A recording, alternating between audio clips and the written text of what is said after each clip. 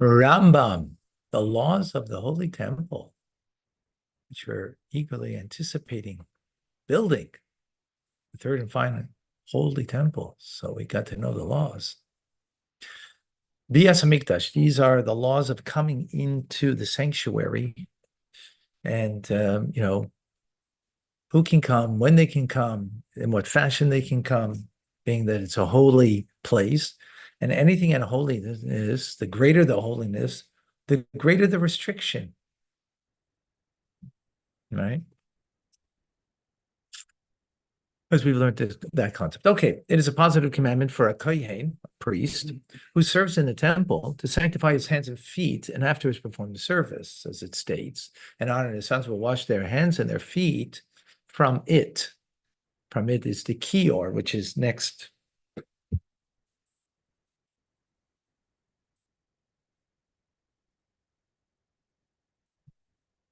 Right. Here's the altar. Here is, going into the ulam and going into the sanctuary.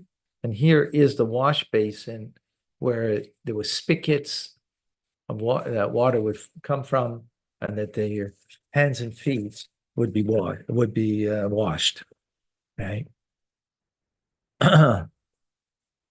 This was even though there was a physical benefit that Jews had because they often washed, because for holiness you needed, but it was a spiritual thing. But there was a side benefit, as that we were cleaner. We were cleaner as a result than the average individual back in the day, right?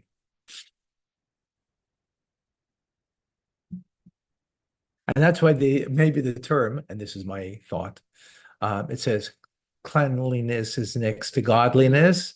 By the way, it's only next to it, but it's not godliness. Because this is not cleanliness. This is holiness itself in the cleansing, because it's a mitzvah. Good idea. Interesting idea. Huh? In the cleansing. In the cleansing, you become holy. So it's not next to godliness. When it becomes a mitzvah, it's holy. So in other words, when you wash your hands for a motzi, for example, right?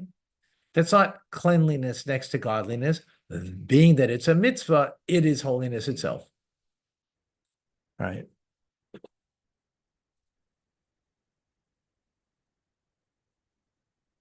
So as it states in the verse, and Aaron and his sons will wash their hands and their feet from it. The priest who serves, the kohen who prays without having sanctified his hands and feet in the morning, is liable to death by the hands of heaven. So this is not just next to godliness, you get the opposite if you don't do what you have to do. Right? They shall wash the water and not die. That's what the verse says, not to die if you do it. And here again, it means from the hands of heaven, not from a court.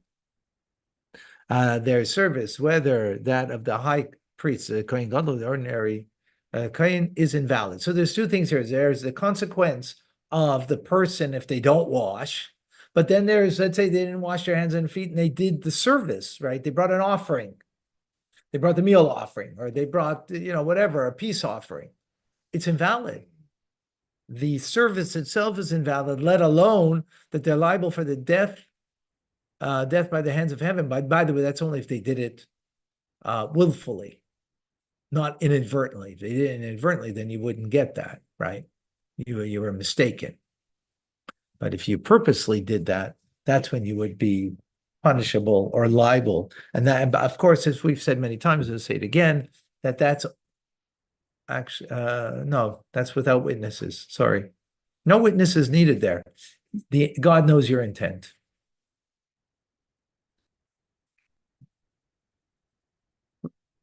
Halacha 2. Which source teaches that the service is invalid, right? He just made a statement that it's invalid. Where do we know that from?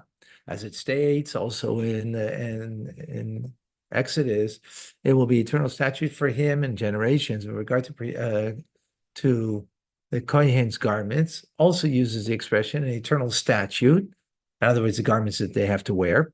So just as a Kohen is lacking priestly garments invalidates his service, as we explained, we already learned that. So to one who did not wash his hands invalidates his service. So it's a Gzeira Shava. We the Torah when it has a common phrase, so we make the sages understood that it means it's one of the principles of how to expound the teachings, right? Still of a biblical halachic ruling, and therefore we make a relationship between eternal statute, and here it's speaking about that invalidates when you're not wearing the Kohen 4 clothing or the Kohen Gadol, the high priest 8. It invalidates it. So likewise here it invalidates when you did not wash, the Kohen did not wash his hands and feet before the service. A Kohen does not have to sanctify himself between every service that he performs. Instead, he consecrates his hands and feet once in the morning and may continue serving throughout the day and subsequent night, provided he does not. So one time is enough, but provided he doesn't depart from the temple, he didn't leave the grounds, he didn't go to sleep, go to the bathroom, right? Urinate, and just that is sufficient. Or divert his attention from his hands and feet. If he does any of the above, he must sanctify his hands and feet. But what does it mean he didn't divert his attention? Because if he, for example, he took his hands and put it into a place where that is covered of his body, right? So he touched a covered area. That means he took away his attention from his hands, and therefore they're not pure anymore. They need to be purified again, right? So if he touches his face, is okay. But if he went, he had a scratch, he had an itch, and he went on his skin and scratched it, not on his shirt, but if he went on his skin, that's a covered area. So that's what it means, diverting attention. Halacha number 4. If a Kohen departed from the temple, returned, and then performed service without to sanctify his hands and feet, his service is acceptable if he did not divert his attention. Meaning he was aware of his hands and feet and not to get them impurified. It's acceptable.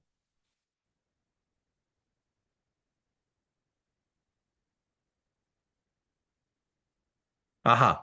Because in the Talmud, there's an unresolved question about this, right?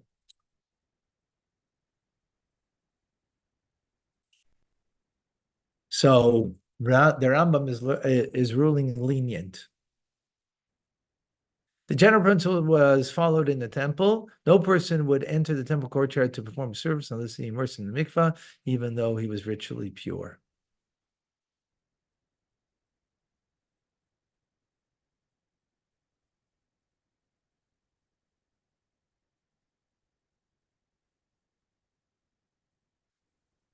Right. Okay. In other words, it wasn't something you had to do because if a coin was pure, he didn't have to. But this is what they did to make certain. Now that's not washing your hands and your feet, by the way. Mikvah is mikvah because that's total immersion of the body, right? And here we have been talking about hands and feet. Anyone who defecates must immerse himself in the mikvah. Anyone who urinates must sanctify his hands and feet. Okay, we'll see more. But obviously, distinction here, right? Following rules applies when one goes outside the walls of the temple courtyard. If he departed with the intent of staying outside for an extended time, he must immerse in the mikvah. Even if he actually remained outside for a short time, because intended time, right? Remember, we learn so often what your mindset is or what your intention is, kind of creates a reality. Intentfulness creates the reality. So if his intent was to return immediately, when he returns, all that's necessary is to sanctify his hands and feet. Unless he was mindful about his hands and feet. then he wouldn't have to, as we mentioned earlier, right? If he did not immerse his or sanctify his hand, did not immerse nor sanctify his hand, so he didn't carry out sacrificial, his service is acceptable since he did not divert his attention, nor did he defecate or urinate. If he merely placed his hands outside the temple courtyard, he's not required to sanctify them again.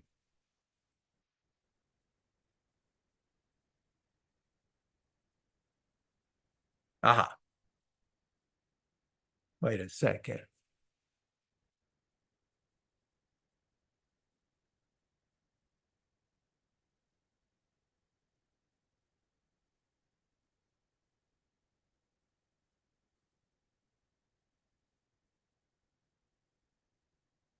Okay, so we said that before that it was acceptable in 4. I was saying it's acceptable over here in 5 again, except that, but he should preferably wash his hands and feet again. Right? There's a difference between what is preferred and what becomes acceptable in the end, right? Make sure we have that distinction. Very important in Jewish law.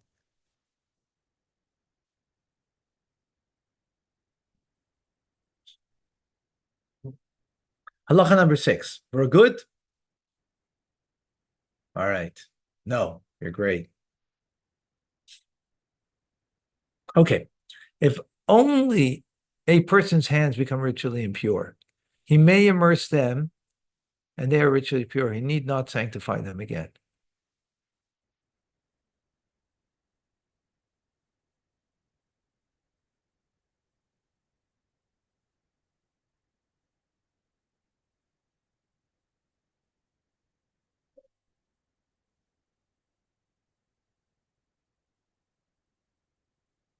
Okay. Now, this is not the ritual impurity.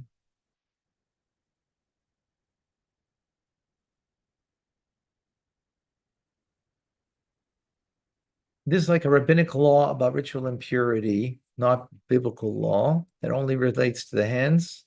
I don't recall what that is. Okay.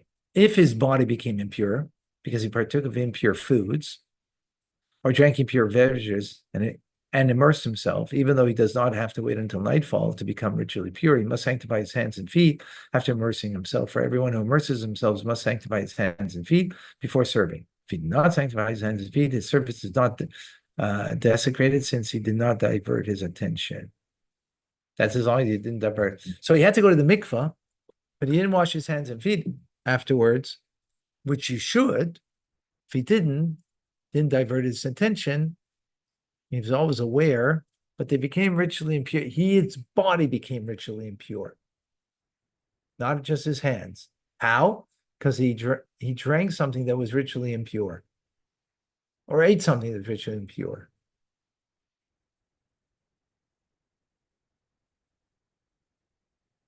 When we say impure over here, it doesn't mean unkosher, by the way. It means ritual impurity, not today we learned in Chumash, right? We learned about animals that are and the term that's used is impure, which is interesting, right? We call it not kosher, and it's about eating something that's the animal itself is not. Here we're talking about something that was inherently permissible, right? But it became impure because it maybe touched the corpse or was in the room with in a room with a corpse, so it became ritually impure. So it's if we're talking about water, water is kosher, right? Water is kosher, right?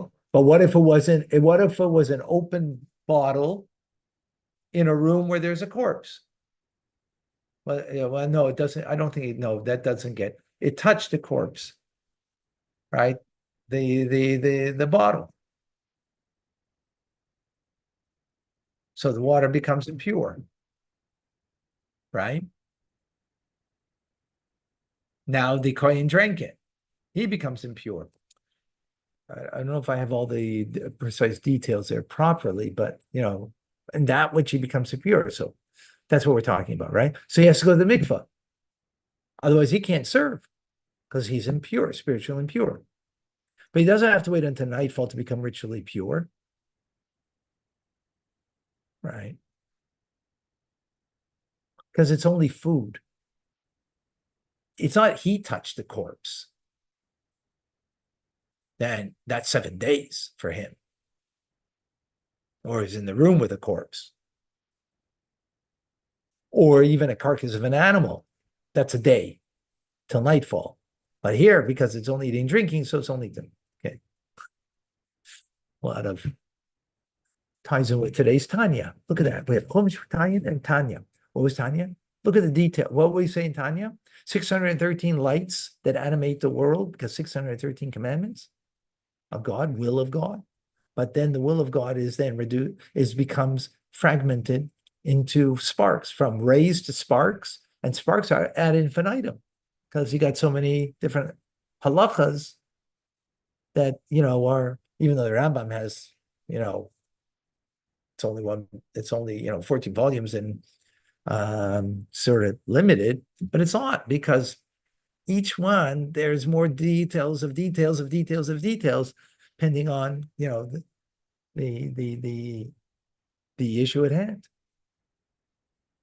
Okay. When our Kohen Gadol, high priest, does not immerse himself nor sanctify his hands between his charges and changes of clothes, rather, between his different services on Yom Kippur, and continues serving when his service is acceptable. That's interesting.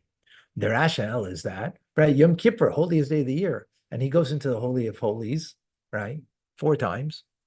And he comes out, he's, and each one he has to immerse himself 5 times in all that he immerses himself, and he's going to wash his hands and feet also. He didn't do it, right? His service is accepted. The rationale is that those immersions, sanctification, are not applicable equally to Aaron and his sons. As it says, Aaron and his sons will wash from it. Only obligation is equally applicable to the priest and his indivisible obligation, the first sanctification of one's hands. Whoa, interesting. Because it's equating Aaron, who's the high priest, right, the Kohen Gadol, and his sons that are regular Kohanim, that they have to do it. So means, when does it become invalid what they did? Only when there's something that is applicable to both. Well, the regular Kohen doesn't go into the Holy of Holies, so that's not applicable to them. So it's only when it's applicable to both. So it means when you come to do your daily service, that's applicable to both. So it's only the first sanctification of the day that would be, right, that you're coming. Because even the further sanctifications, not necessarily you have to do, right, but the first one for sure you got to do. Okay. If a person sanctifies his hands on one day, he must sanctify them again the following day, even though he did not sleep at all that night. He was so eager for the work tomorrow, he didn't go to sleep. For the hands are disqualified because of the passage of the night. Even if he sanctified his hands at night and offered fats on the altar's pyre the entire night, he must go and sanctify his hands the next day for that day's service. Okay, I would love to continue, but I gotta go. Thank you. Thank you.